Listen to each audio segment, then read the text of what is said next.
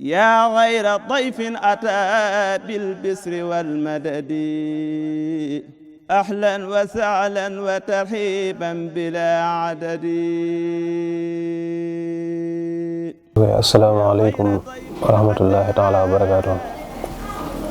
Mbokki jullit yi ñoo ngi leen di nuyu bu baax te di leen ziyaara bu baax ci weeru tedd wi nga xam ne ci lañu nekk, rawatina ci fukki fan yu mujj yi nga xam ne mooy fukki fan yi ci gën a tedd.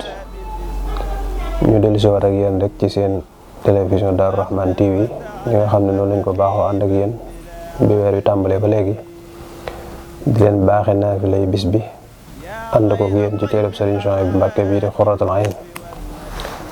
guddi gi nga xam ne moom la ñu dégmal nag muy guddi ñaar fukkeel ak benn.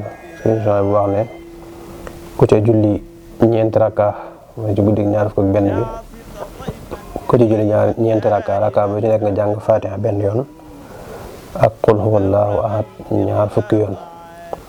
nee na ku ko def mel nga ni koo xam ne sunu borom dara joxoon àddina ak li ci biiram, maanaam li ni ci àddina lépp nga moom ko ba noppi wëlbatikuwaat jaamoo ko yàlla, def ko ci yoon yàlla te yàlla tax sunu borom nangul la ko.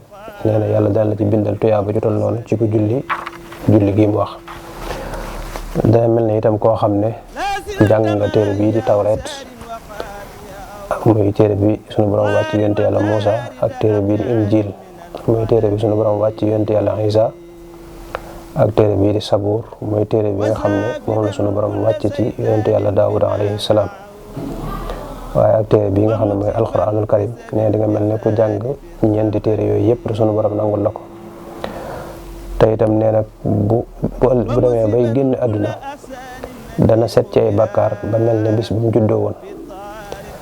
kon loolu mooy njariñ yi nga xam ne moom la naafila googu làmboo ku ko julli ci guddi gi nga xam ne moom la ñu dëgmal muy guddi ñaar fukk ak benn. njariñ yooyu moo ci nekk.